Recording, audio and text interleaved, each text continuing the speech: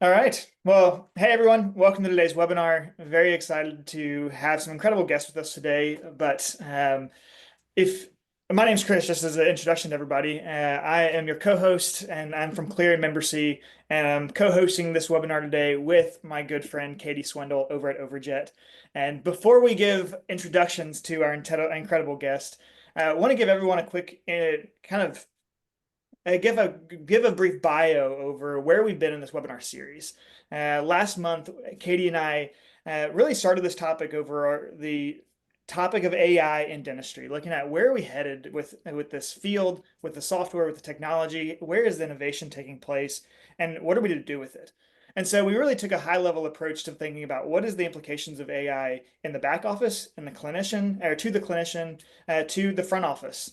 But we really kept it like at a high level. And so today we're taking it the next step and getting very applicable to where does it actually change how you practice? How does it change the structure of a practice? How does it change and affect the strategies that doctors and dentists are applying to actually drive growth? And so that's why I'm really excited to introduce our guest today because we're not going to hold anything back. We're going all in, and there's no one better to do that than Dr. Barry and Dr. Eric. And so, Katie, do you mind just giving brief intros to who they are and where we're going with today's webinar? Yeah, it'd be my honor. Thanks for the amazing intro, Chris. My name is Katie Swindle. I work on the partnerships team here at Overjet and super excited to have some friends of mine and just experts in the industry. Dr. Bari Posner she's incredible. She's the owner of Dental Associates of Hoboken, and I got to visit her beautiful practice. I think it was last year. She treated me to coffee, and the things that they are doing in there are just insane. Beautiful facility. She's been working with the Key Elements group. So that's, if you know, Dr. Carla Soto and digital dentistry just overall. So she's been heavily involved there. And since 2010, she's been delivering personalized, high quality dentistry. She's had her practice earn a spot in the Inc. 5000 list of latest growing private businesses. That's incredible, Dr. Posner. And she's just an incredible individual. I just love working with her. And she's just one of those that if you think about new innovations, I definitely think of her.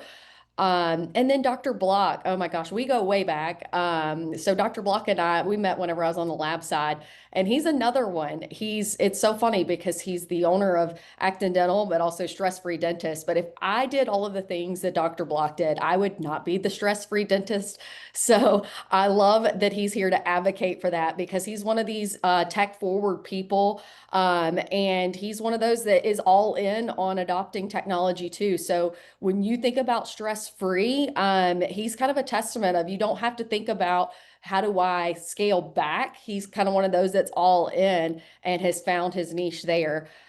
He's helped reduce many dentists with reducing burnout and boosting efficiencies. He's a podcast host, author, and is a co-founder of the International Academy of Dental Life Coaches.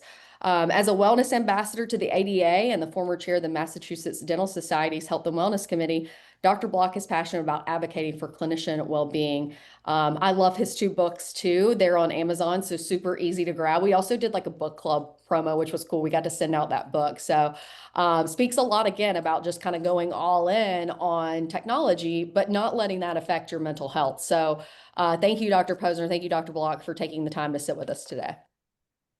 Yeah, cannot iterate anything more than what Katie just did. And so, as we dive into today's entire webinar, real topic of talking about how doctors and dentists can really reclaim control and utilize AI membership plans, overall strategies to not only have that control but drive growth and drive more profitability and ultimately create more autonomy, right? And so, um, I want to kick it off really because there's a very controversial topic happening in dentistry right now around like what do we do with insurance? Because insurance is not the enemy, and I want to make that very very clear from the very start, right? Like they're not the enemy here. They're not out to get us, but there's another application that we can have at two practices that are going to be best suited for our patient population, right? Not every patient has insurance, and so as we think about being practice owner. You both have applied different strategies to your practices that have allowed for growth. And so I really want to break into that and kind of learn a little bit more. And so, as you think about how a practice drops PPOs or goes fully fee for service, you both have been there. You've pulled away from the norm and are now running these successful practices.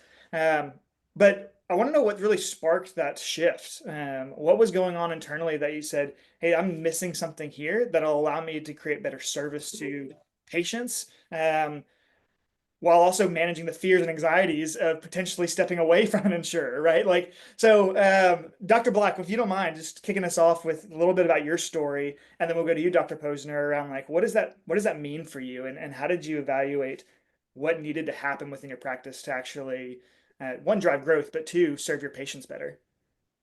Yeah, and pleasure to be here. Can you hear me okay? Yep, all good. Okay. Yeah, great. So we really started to go out of network just after COVID, and it was the perfect time to do it because we had the time, we strategized on it, and we moved away from our smallest insurance companies, and we saw we could do it successfully. And we started to work on the verbiage and getting everyone on the team on board. And sure, we lost some patients, but most stayed. And then we just kept doing it. And about 2 years ago, we dropped. Actually, 3 years ago, we went out of network with Blue Cross Blue Shield, which was our second biggest um, insurance in-network provider, which was about 20% of the practice. And then last year was the big one, Delta, which was about 50% of our practice. So we've been fully out of network for about a year and a half. And, I couldn't be happier. We had a capacity issue. Our patients were waiting, 8, 9 months for cleanings. We had to hire temporary hygienists. We were just running around with our heads cut off. It was just so busy. And with the write-offs and the constant denying, delaying, declining, downgrading of treatment, we just said, you know what, let's do this. Let's do it strategically. We're not just going to do it willy-nilly. And we did it, and we did it successfully. And it's one of those things, one of those game changers there, where you look back and you're like, I can't believe I used to practice a different way, and wish I had done it sooner. Um, but you definitely got to get everyone on board, the team on board, control the narrative, get out in front of it, and you can do it successfully. I think the biggest issue that dentists have is the fear that they're going to lose all their patients, and the fear that their practice is just going to implode. And my advice is, you can do it, but you got to do it the right way and strategically, and you can do it successfully. But don't let the fear stop you. It's happening more often, and I we the words insurance don't really come up anymore. We still process all the patients' claims and do all the back end stuff for them, but we're able to focus more on the care, the quality of care, and what they need, and not the annual maximum, or not what's allowed and what's not allowed. So it's just such a better way to practice, and it's a better way to care for your patients. That's amazing. Dr. Posner, similar story in your world and your practice, or did you have a different approach to what drove that decision to go out of network? It's almost the same story. Thanks, Dr. Eric. We were when I had when I had started working in and then purchased my practice, we were only in network with Delta Dental. And after COVID and quarantine, we were at max capacity. I have no more room for any operatories. I have no more room for any humans.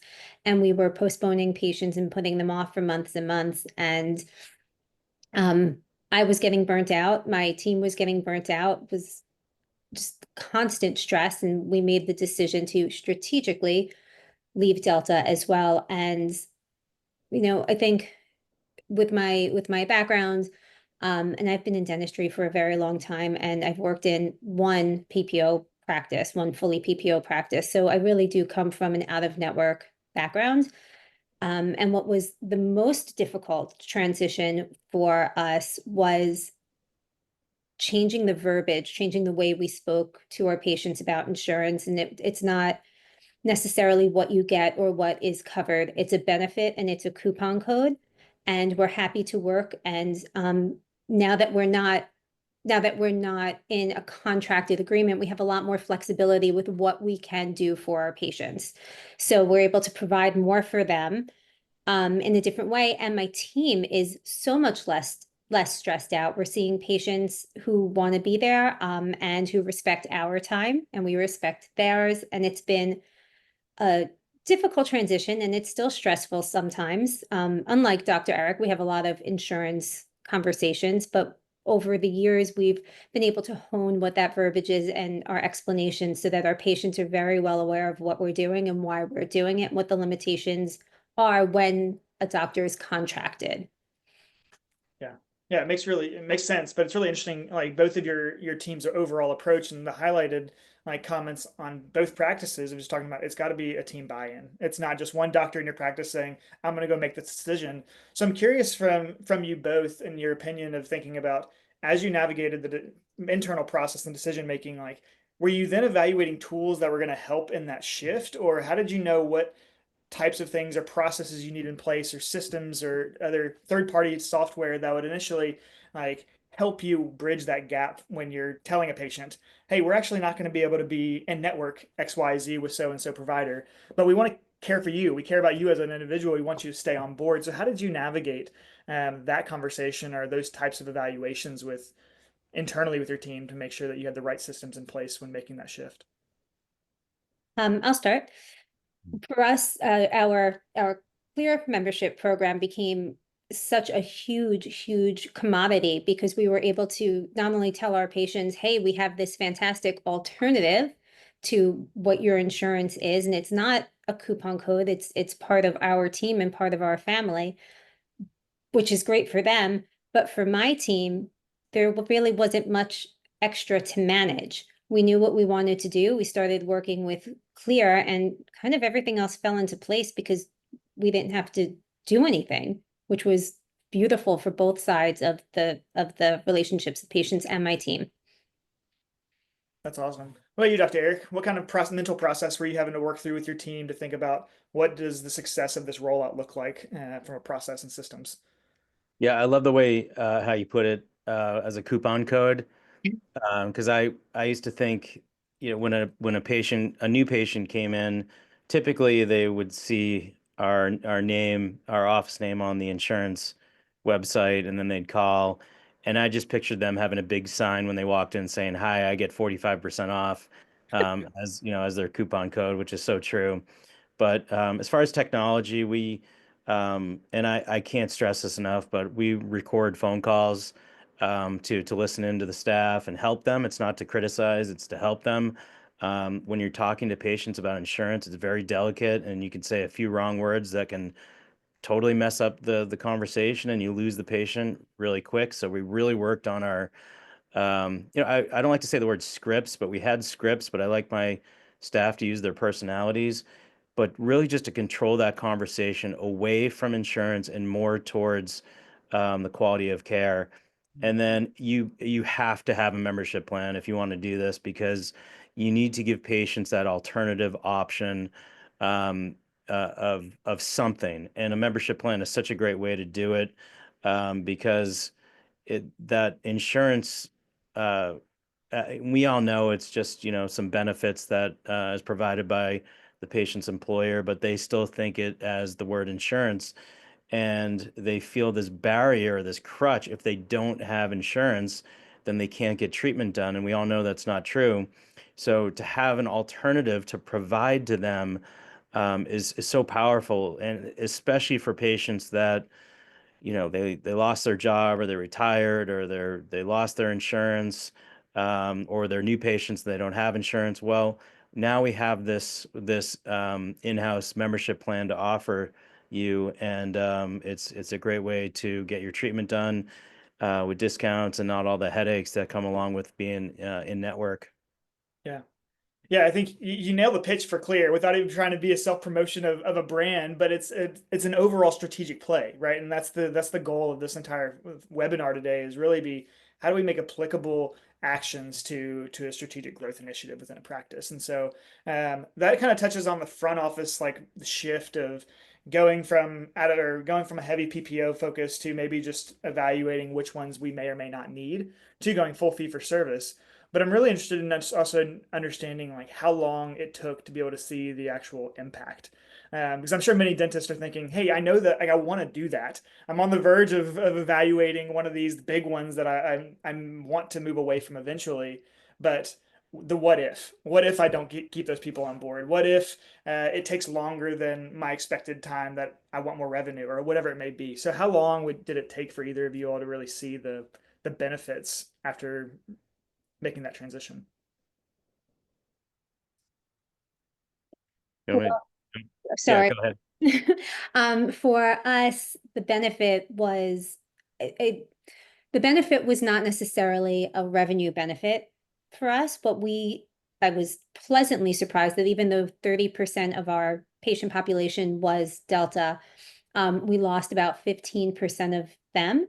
And in 12 months' time, saw zero change in our revenue. So that to me was a win because we gained a whole lot more time and our actual revenue didn't change. But I was analyzing those numbers every quarter until I saw that we stabilized. So our win was more capacity and chair time than financial. Makes a lot of sense. Yeah, that's helpful to see, helpful to hear, and I hope it's an encouragement to those that are listening, so to know that that there's hope, and it's not just something that you often you throw your hands up saying, I hope this works," but you actually have that understanding that you're going to be okay. Dr. Block, anything on your end that you would encourage docs to think about when that timeline of how quickly they'd be able to see impact?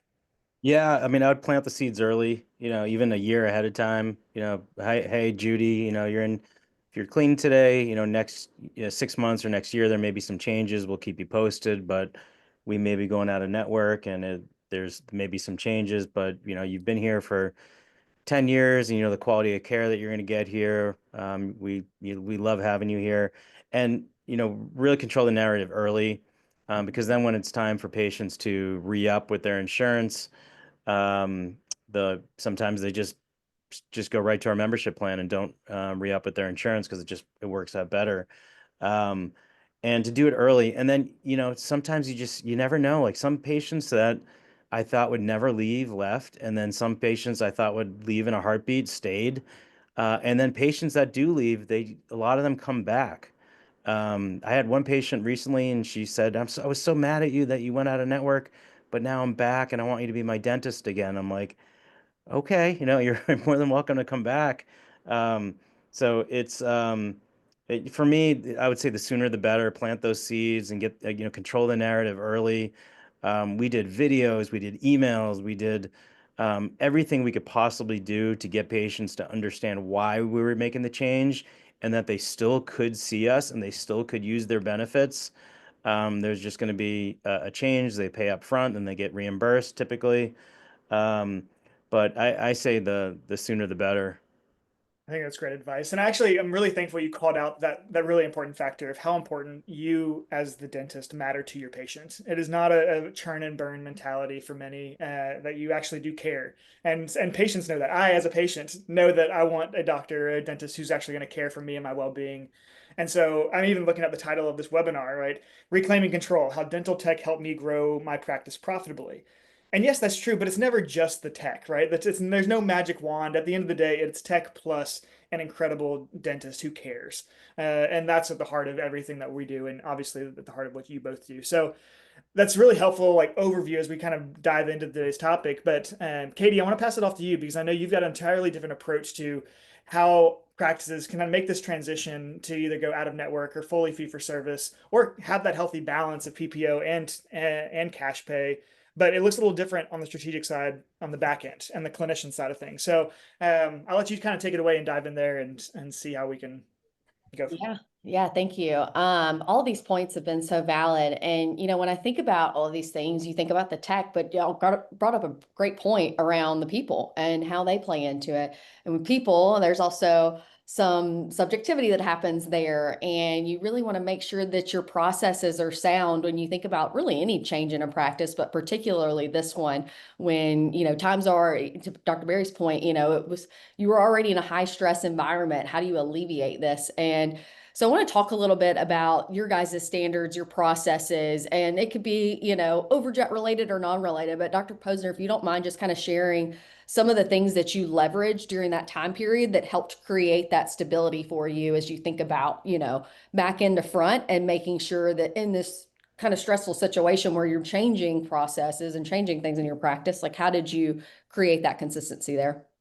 And that's, I think, the most important thing for any type of practice is a patient experience.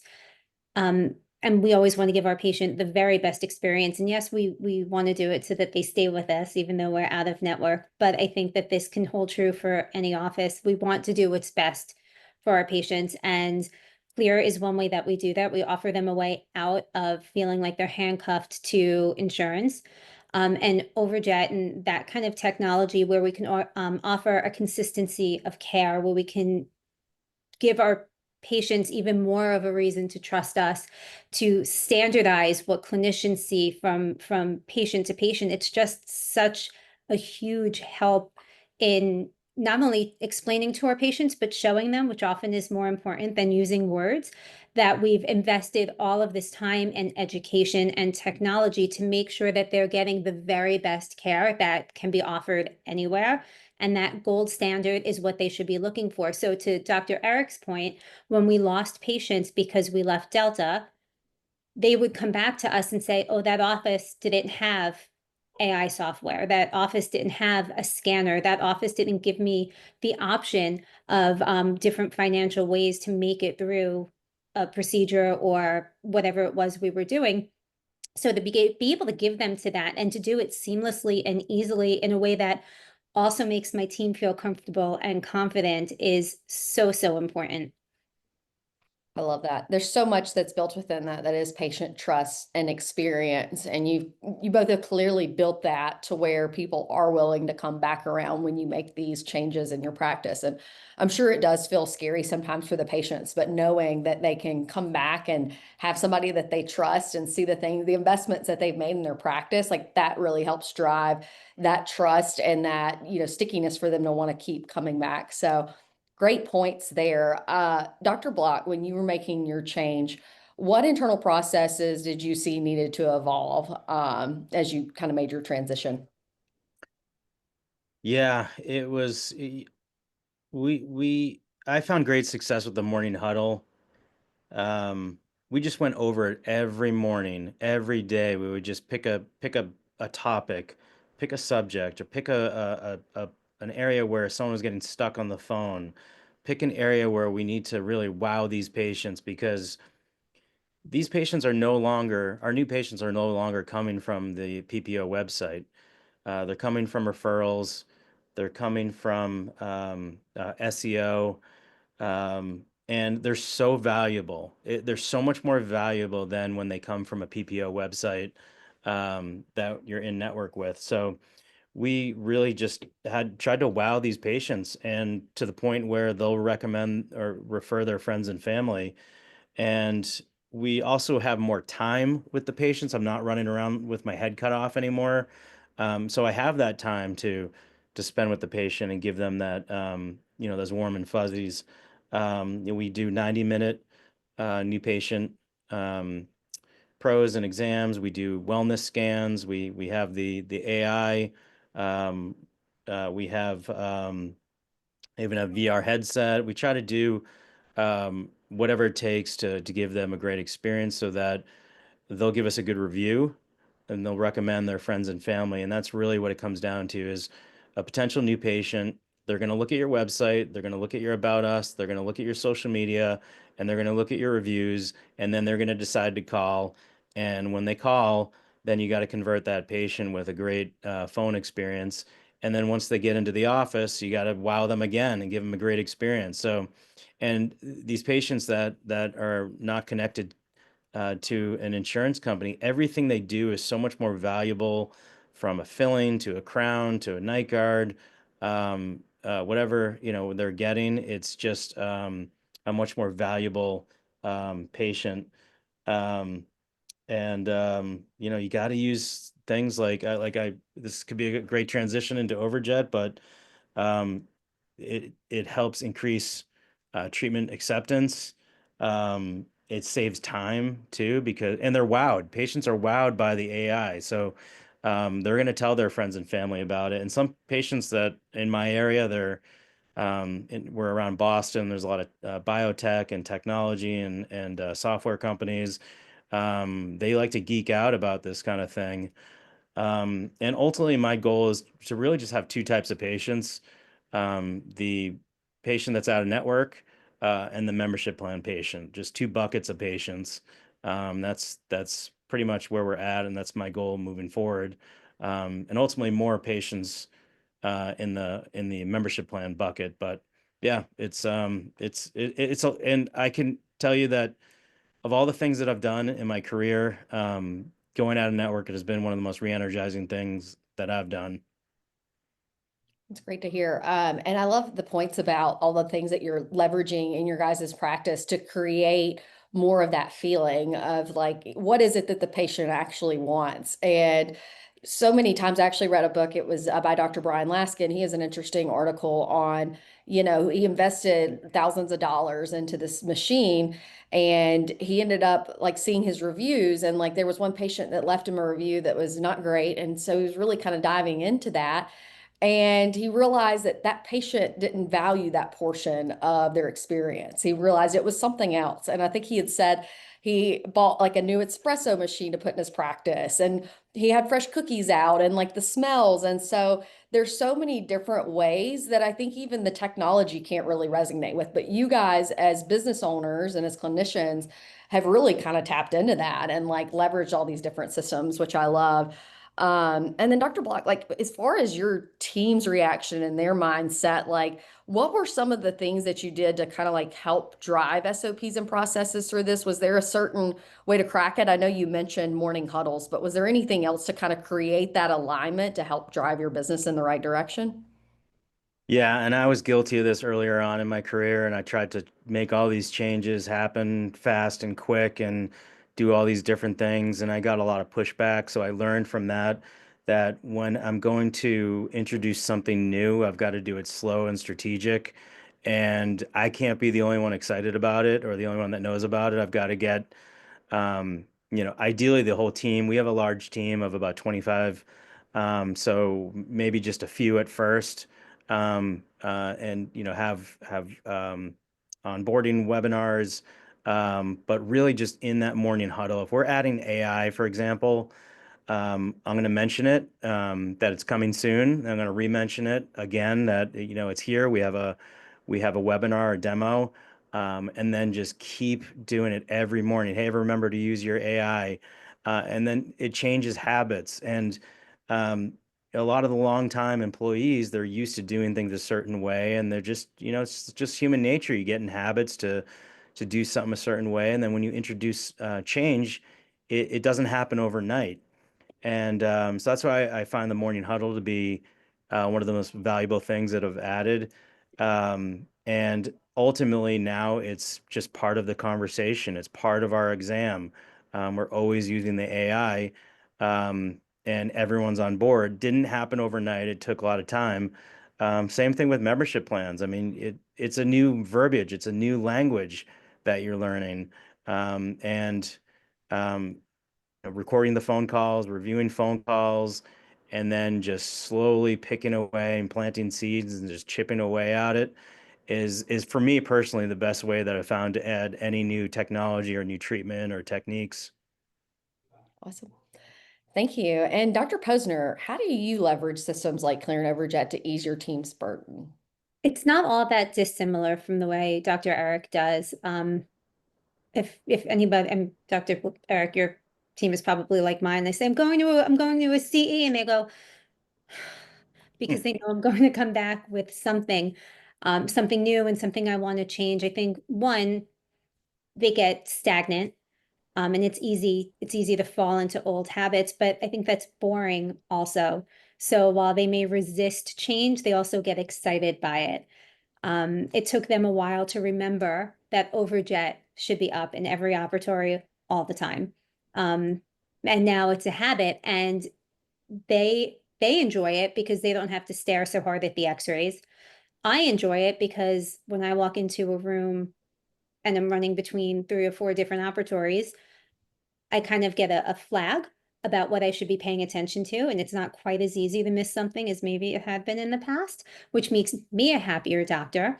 And the patients just love it. So when I come back from these courses, when I come back with new technology, when I come back with new systems for our front office to manage, like a new membership program, I tell them what it is, why we're doing it, why it will benefit our patients, but most of all, why it's going to benefit them.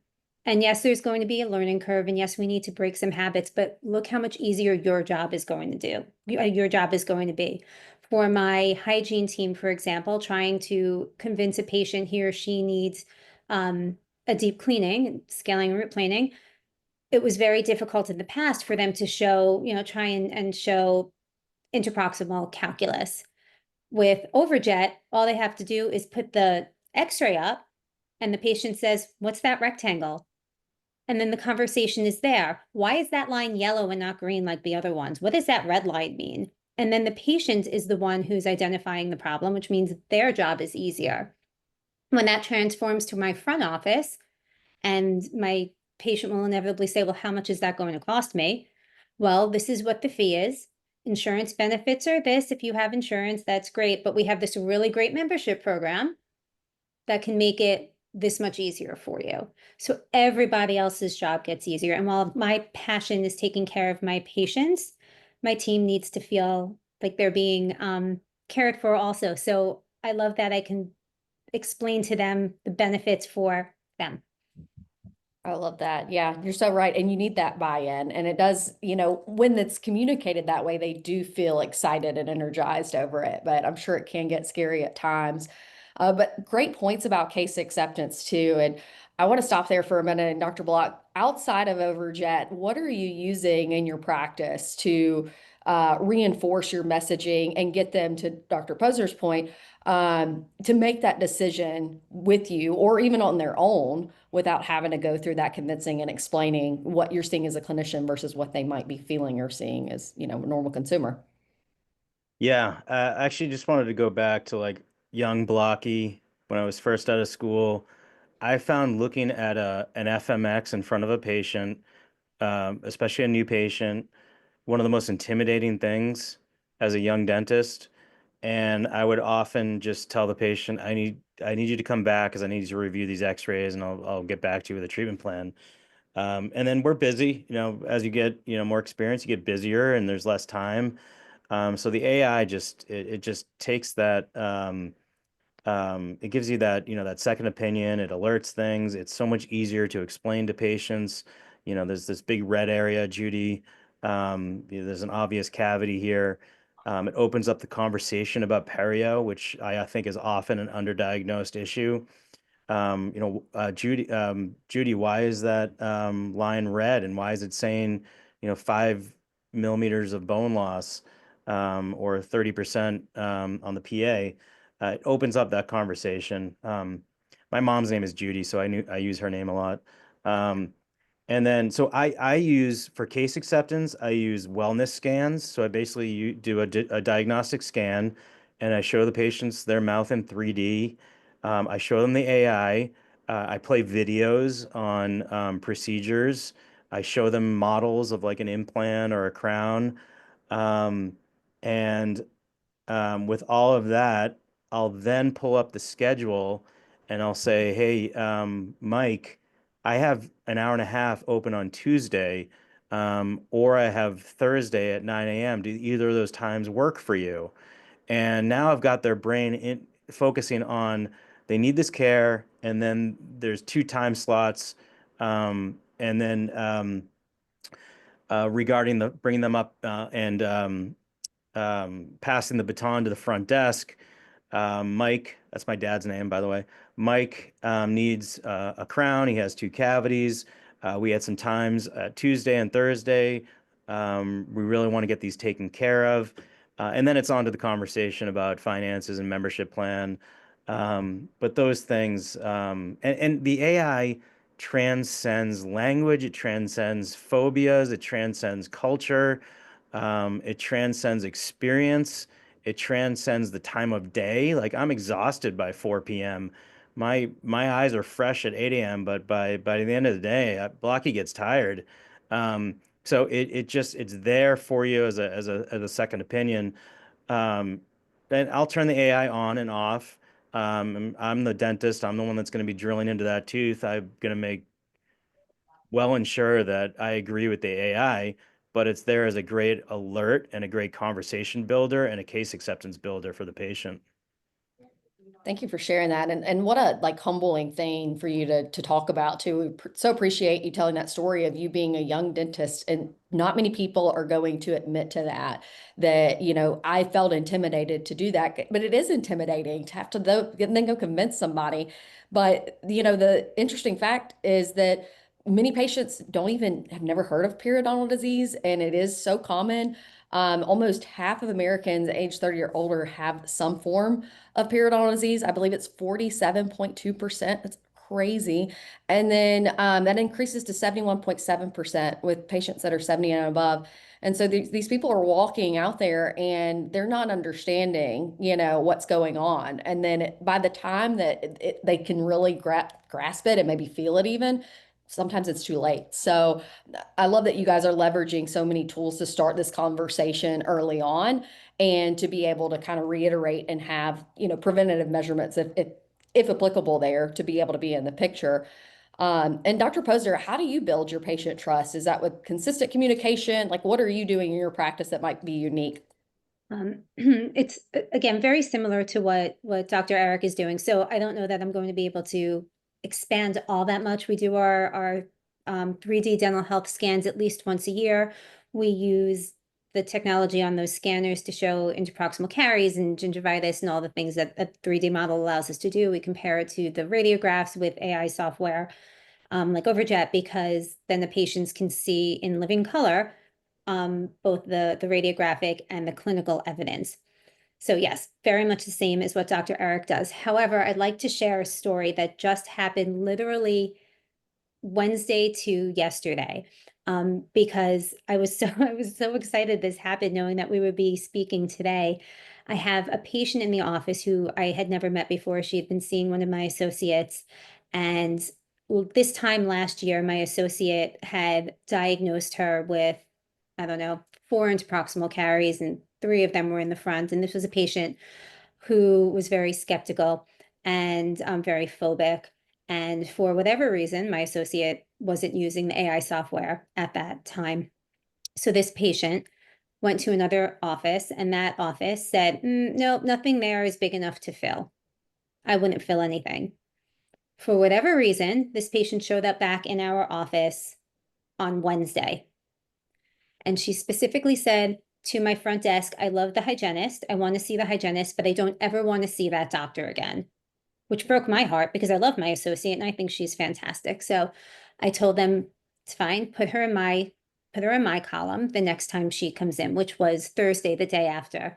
We took her preventive radiograph so I could do her exam and have a full conversation. And when I sat down with her, she was very, very tight-lipped and very serious. And I went through her scan, and I went through the radiographs, and I went through the AI with it. And not only did I agree with everything, I corroborated what my associate saw, but utilizing that AI software, using Overjet and using our scanner, I found 6 more interproximal caries. And I thought to myself, I'm going to tell this 24-year-old who already doesn't believe she has 4 caries that she has 10 now. And she's going to walk out of this office and she's going to leave me a scathing review about how the only thing I want to do is pick her pocket for class 2 caries. But I went through everything anyway, because that's our job. And I took the screenshots on my scanner, my iTero. I took the screenshots of our Overjet x-rays, and she walked out making 2 appointments to fill everything I recommended. And she agreed to do it with my associate. So I think being able to show her all of that just built all of this trust that she had lost in us. And it made my heart go from breaking to feeling so much better, because I think I put faith in her now, not only for our practice, but our industry. And the only thing she said was, why would the other doctor tell me these weren't big enough to fill? I went, I don't know. I guess he doesn't have the technology we do here. That's an amazing story. Thank you so much for sharing that. And I think it's incredible. I love that the patient came back too, so that you know that and could, figure out what that gap was, fill it. And now you've just built that much more trust and something that could have felt like, oh my God, this is a mountain and I could potentially lose this patient now. But you took it as the integrity of a clinician that, like, I'm going to educate them. And you wore that as a badge and came out on top. And so I think that's really kind of the message just overall for this. And you guys are great examples of kind of trailblazing certain things. That story is one instance. And then, of course, like transitioning into out of network or leveraging a membership plan or like filing this way instead of, a way that's traditional. Those are incredible things. And I think that it all kind of boils back down into that burnout and like going back into reinvigorating that practice and remembering why you're doing this as a dentist. And so, Chris, I'd love to pass that back off to you to kind of talk and double click into that pivot and, how burnout and staying re-energized as a clinician kind of follows into this. Yeah, definitely want to get in there, but I want to just give a kind of a praise to you both. I mean, just from a caring clinician perspective, just because I know as a patient, not being a dentist, not being in that world, I've seen both sides as a patient. And then to be able to come in, I too care about the innovation happening because as a consumer, I use AI every single day. And I know people in your seats are using AI all over the place. And so then to be able to see it in action in the practice gives a totally different perspective to like a patient and be like, oh wow, look at how they're continuing like their own like education. Look how they're applying new strategies, new tactics. It's not just, oh, that's a cool tool. Let me look at that. Like I can now identify my cavity where I couldn't actually see it. Really, I didn't really know what that black spot was prior. I just had to take the word of the dentist. And yeah, that's true. But now it's like because it's so consumed by the billions of people around the world, they get to see it in action for people like you as well. And I think that's a really cool, like hands-on physical approach to case acceptance. But that had nothing to do with where we're headed. But I just think it's a cool aspect of the stories you all shared.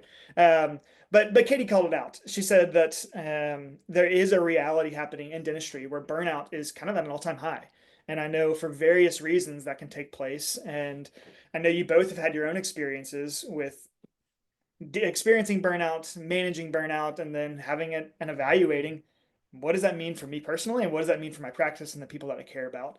Um, and neither of us on this call want that to be the case. We want to like advocate for better practices, better ways to be a strategic clinician that takes care of their patients. And so, Dr. Block, kick us off because I know you've got the stress-free dentist. So align like some of that with your story and why you created the stress-free dentist in a time that um, is desperately needed.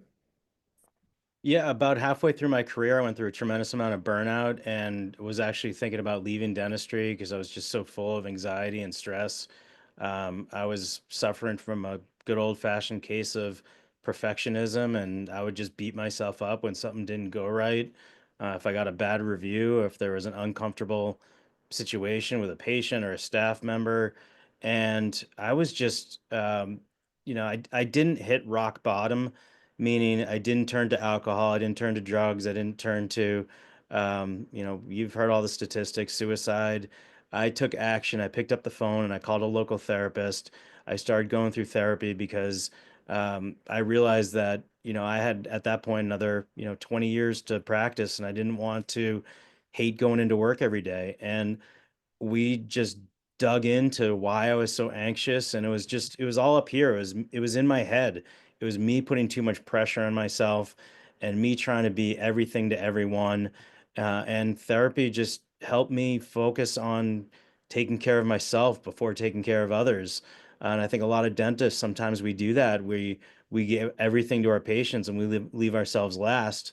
And I was able to overcome the burnout, and I'm back at the point where I love going into work every day and adding, these, I call it the 3 T's: treatments, technologies, techniques. Every time you add something new, you get that kind of that spark and re-energize.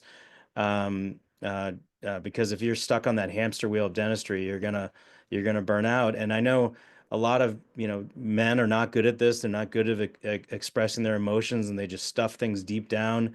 Well, I compare that to pushing a beach ball under the pool. You keep pushing that beach ball into the pool, eventually it's going to pop up and explode. So I always recommend, especially to the young dentists or really of any age, go out there, seek help, get the help from a therapist, a life coach, a mentor, a consultant, whatever it takes, and to not get stale, to constantly try to re-energize and reinvent yourself, because dentistry can be great. There's so much great technology, and it's so cool to have a business and do the things that we can do. But if you're not careful, it's a tough profession, and if you're not careful, it can beat you up. So, um, the stress-free dentist is kind of an oxymoronic term, but it's a mantra. I understand there's going to be tremendous amounts of stress. There's going to be good days. There's going to be bad days. There's going to be bad reviews, but I'm going to come back tomorrow and go out and have a better day. And it's a marathon, not a sprint type of mentality. And the other thing is, if you get a bad review, or if you have a crown that doesn't fit, or you have a patient that's mad at you, well, guess who else that's happened to? Every other dentist in the history of dentistry in the world. So, don't beat yourself up is really my mantra, and how I've been able to be, loving dentistry again. That's amazing, and I'm really thankful to hear that part of your story, Dr. Locke, because it's needed, and others need to hear it and need to be encouraged by it, because there are alternative outlets. There are healthy outlets to find hope and purpose, and that will reinvigorate the work that they do.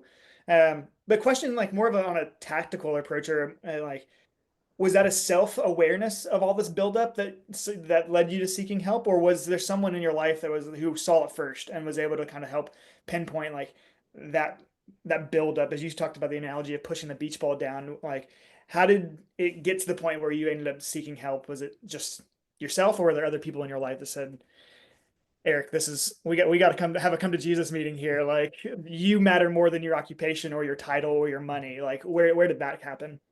Yeah, I graduated from Tulane University as a psychology major. So I always knew at some point I wanted to seek therapy, but I just never pulled the trigger. And I felt like I was, whatever you call it, a midlife crisis or, burnout.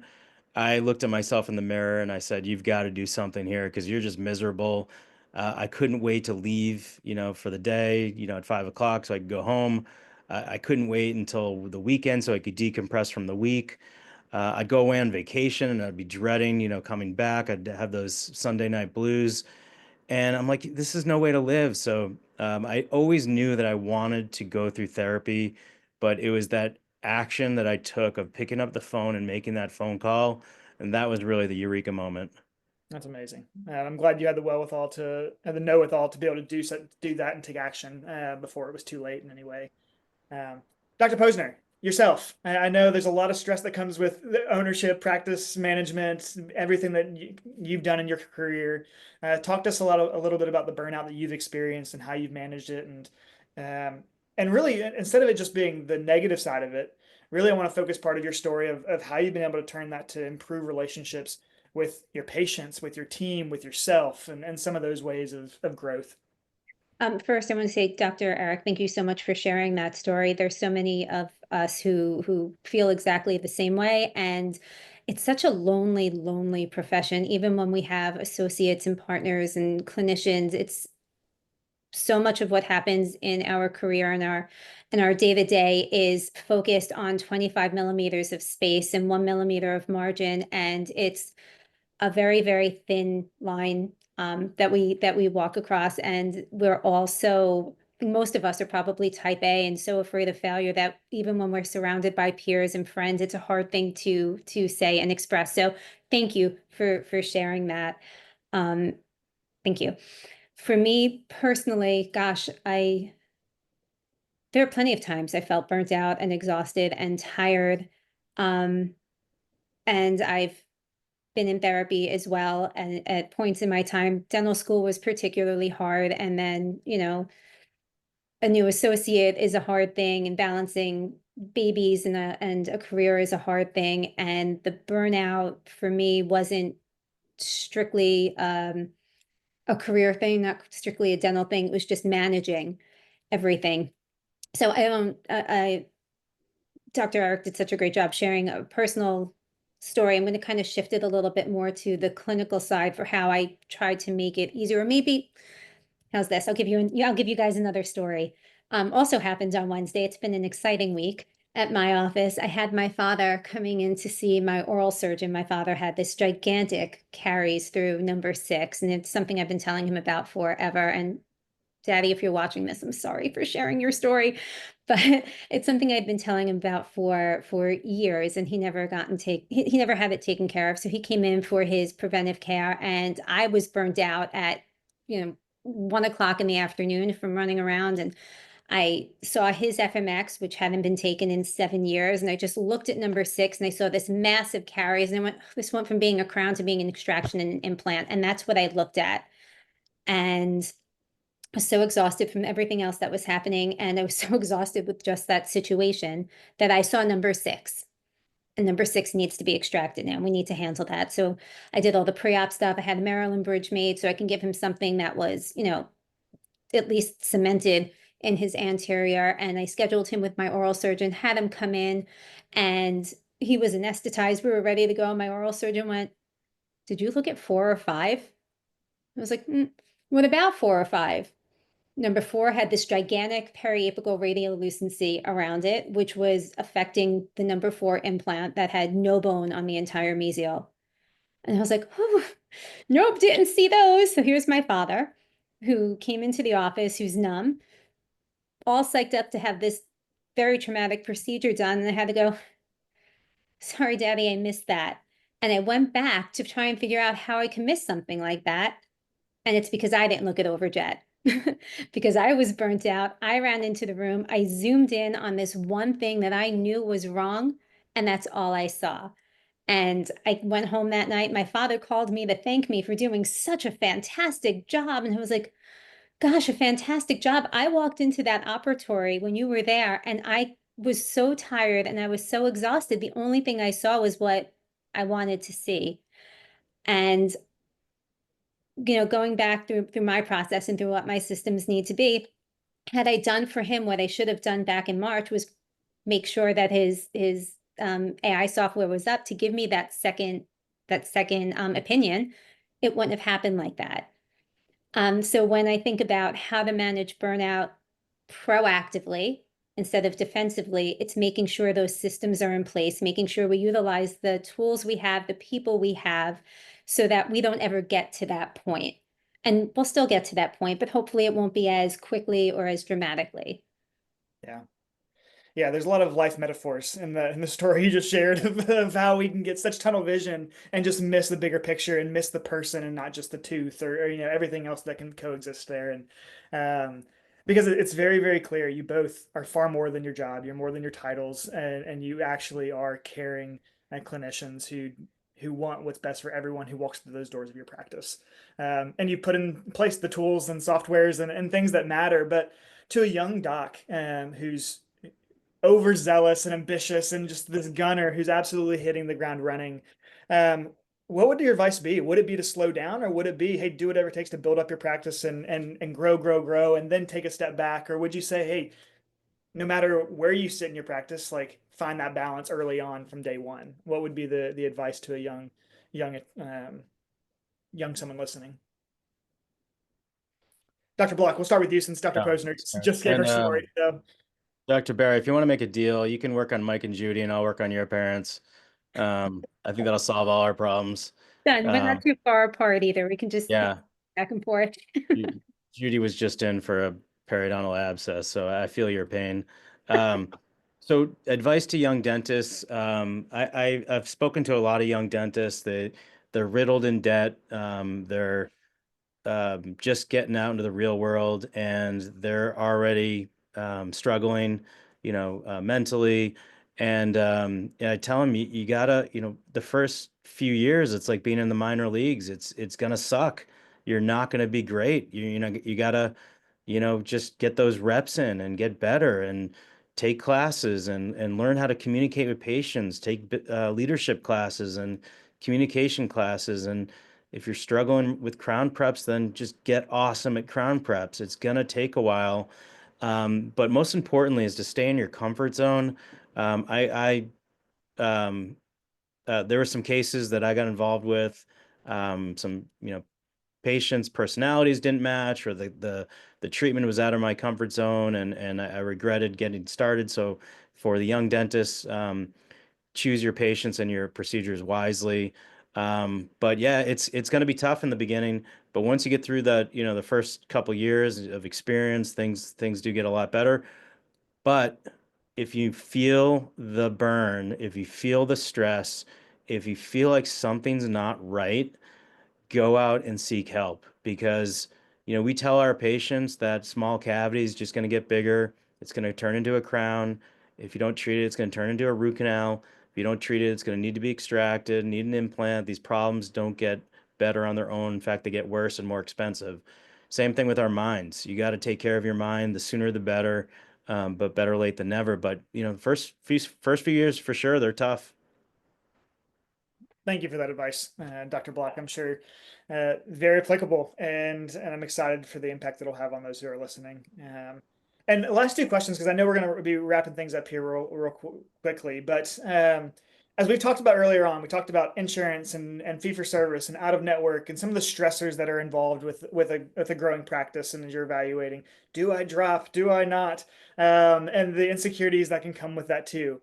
Where would you advise a doctor begin when they feel stuck in, I just can't get rid of that insurer, that PPO? Like, because everyone was, Dr. Barry, you'd said, I just had Delta. It was the biggest one that my practice was associated with. Where would you advise that they can action steps they can take to really begin that next process? And we'll hand this on, Dr. Barry. I'll hand this off to you since Dr. Block just took the last one. Again, I only had the one. Yeah. I only had the one, and my choice was easier than most. It was in that it was easier than most is I didn't have to pick which one I was going to leave. Right. I had one to leave, and I just had to take a deep breath and jump and hope my parachute did what it was supposed to do. But what made sense to me was the evaluation of, if I have 30% of my patient population and I'm writing off 40% of what I'm doing for them, how much attrition can my practice stand without seeing a financial burden? Mhm. So with that in mind, I would believe, and Dr. Block is probably going to be able to corroborate or tell me I'm wrong, is that practices need to go through whoever is the least strong reimburser. So if there are 5 different insurance companies that are contracted, and one company is reimbursing $20 for a pro fee and the other is reimbursing 80 for a pro fee, you get rid of the 20 for the pro fee. And then even if you lose 3 of them and you still hold on to the one, they're paying that full price, making up for the attrition of the others. Yeah. Is that right? Yeah. Oh yeah, I totally agree. I would say start with the worst ones, or maybe even the smallest, percentage of patients, and, you know, get educated, do it strategically, and you'll be able to do it successfully. Um, but do it strategically. Don't just drop everything at once. That could be a disaster. But yeah, I would start with the worst ones and then go from there. And maybe you do it one a year. I know a lot of offices, they're riddled with insurance companies. They have 5, 10, 15 PPOs they're in network with. So maybe do one or two and then just go from there. Yeah, and our last analysis at Kleer Membersy, the average practice in America has 11 insurers attached. Wow. And so with that, there's just a lot of money that is just being given away back to the insurer that they could be, in your case, like being held onto. And so I think that's one of the reasons that we talk a lot about having the right type of patients. Dr. Block, you talked about it earlier, of the right type of patients in your seats allows for a different type of comprehensive care alongside of a different type of revenue growth for a practice, because the cost of per patient and acquiring that patient is far more valuable than other patients. And so there's a lot of benefits to that as a practice owner. But the last question, and then we'll wrap things up and really appreciate you guys being here. But the last question is, in the midst of burnout, in the midst of tech and innovation and practice growth, where is that fine balance of prioritization without like scaring your team off and like I'm going to the CE event and I'm bringing back all these new ideas and new tools and Dr. Block said it takes time for buy-in. How do you like begin that process um, for encouraging other doctors to stay innovating, but knowing what and where to prioritize for their practice? Do you have any insight or any advice you'd give there before we wrap up? Do you want me to take this one or? Yeah, Yeah, go go for ahead. it. Yeah, I would do it slow. Uh, for example, when I wanted to start treating patients for sleep apnea, I was my own first patient. And then I got maybe one other staff member on board and just created my champion and went from there. And now it's become, just an everyday thing we do.